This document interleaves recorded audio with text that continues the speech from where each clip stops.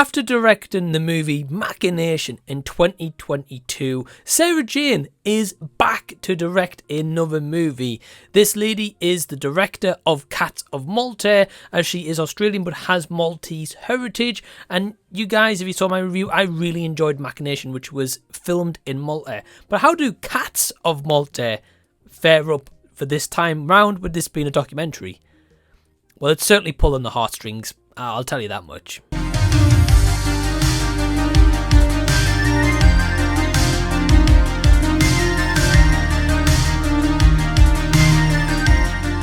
Hey everyone, what's going on? Welcome to the channel and thank you so much for taking your own time out to check out this documentary review of a documentary hitting several different countries at different times. We'll get into the release dates, but it's called Cats of Malta. This is around 58 minutes long, maybe about 56, 57, like with credits, like if you discount the credits, so to say. But yes, it is directed by Sarah Jane, and once again, she brings a different story to the screen, but also a very interesting one, if that. I'd like to give a huge thank you to all my awesome patrons who help to really support the channel. If you want to join Patreon, shop merch, buy a copy of my debut book, you can find a link to that down below in the description box. And also, if you want to request a movie for me to watch, I do have a link to my PayPal where you can request this to be watched as a short and reviewed with a shout out, or you can request a long form review with a shout out, also link down below in the description box. Now, when I got the email about this from the Nexus Production Group saying that there was early screenings going around, well, I jumped on board of this for two reasons. First one is, for you guys who don't know by now, I am half Maltese. That is my heritage. I was born in England, but my dad was born in Malta. Therefore, I'm half Maltese. So anything to do with Malta or being represented in a movie, a documentary like this, a TV show, whatever the case should be, I am absolutely on board. So that was reason number one. Definitely proud of my heritage.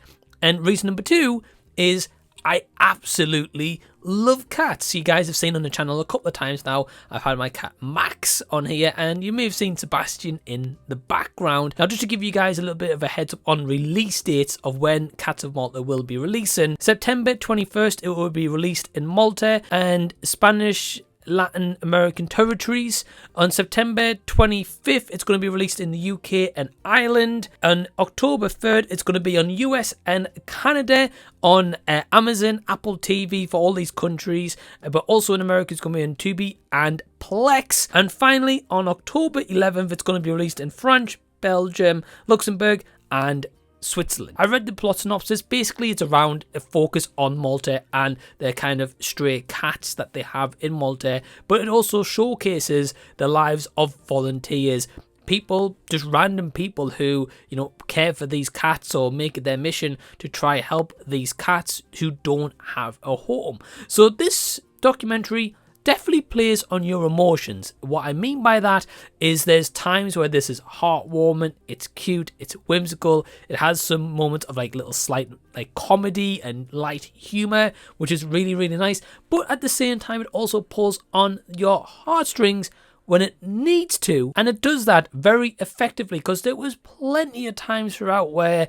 I was like close to tears, or I just like my heart was like kind of just swelled up, like feeling sorry for these cats, but also a smile on my face to thank these people that are showcased throughout. Even a boy who is 11 years old showcased, where he uses any spare money that he has, money off his mum or grandma, or like from a job, or the income he gets, to literally go out and feed about 30 cats per day. Now that is a lot of money, that is a lot of food, a lot of water, and he goes like several times twice a day to refill the water because it is gone. And it's just incredible, the passion, the love, the energy, and just the compassion that people have in this documentary, and the love for cats, and the fact that it is just disheartening that these animals don't have a home. It also does display the beautifulness of Malta itself. If you've ever been to the country, or you've been to the island of like Gozo, for example,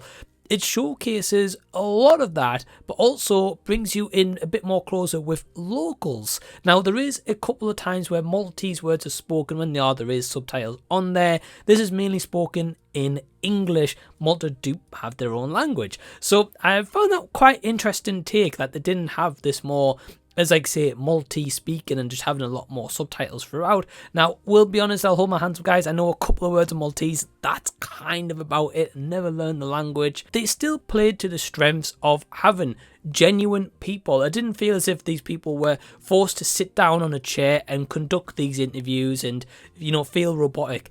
You could just hear the kind of like passion and the love that they had for what they do, and that alone can only be admired. So it's fair to say, guys, I really enjoyed this documentary. I thought that this was just a really humbling documentary that was also insightful, it was emotional, and it's also a one that I thought for less than an hour just breezed by, and I was definitely intrigued by what was being told. But have you seen Cats of Malta?